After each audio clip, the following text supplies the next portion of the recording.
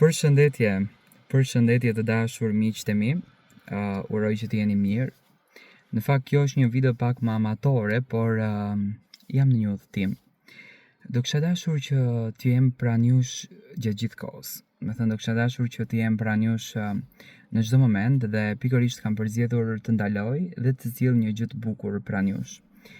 Unë e kam komentuar gjatë kohë që qëndrimi i Brikenës në Tiranë nuk është kot. Në me thënë, ka një diçka.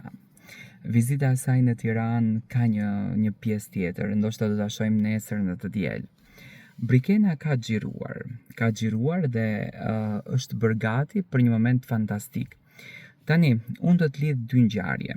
Fillimisht një herë foton me Ed Manushin, takimi me Ed Manushin, në qoftë se do të ishte një diçka larg me kohën, ma merr mendja që Ed Manushi dhe Brikena nuk do ta kishin bërë publike.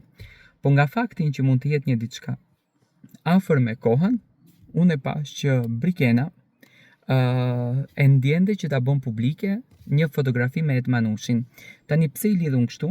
Ardha e Brikenës në Shqipëri me patjetër që nuk mund të jetë në një media tjetër, ju e dini shumë mirë që personazhet të cilët kanë klikime, kanë ndjekje, kanë shikueshmëri, do me thënë janë personazhe që në Top Channel kanë një vend të rëndësishëm dhe pikërisht Brikena jam i bindur që ka një bashkëpunim të jashtëzakonshëm me Topin. Ajo do të jetë në një intervistë ku Brikena do t'i thotë të gjitha gjërat.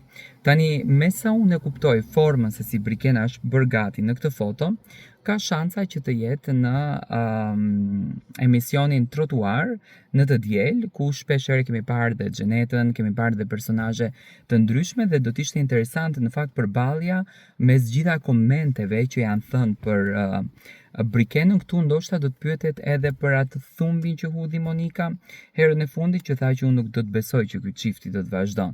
Do të thënë, diçka po zihet, diçka e bukur po vjen. Nga vetë fakti që Brikena sot është bërë gati, ka postuar dhe fotografitë në rrjetet sociale ku ka bërë dhe tag Mateon, që Mateo shoqëron në për të gjitha ambientet e saj në Tiranë, do të thënë është një shoqërues jashtëzakonisht i mirë. Mendoj që Brikena do të jetë pjesë e diel. Çfarë mendimi keni ju?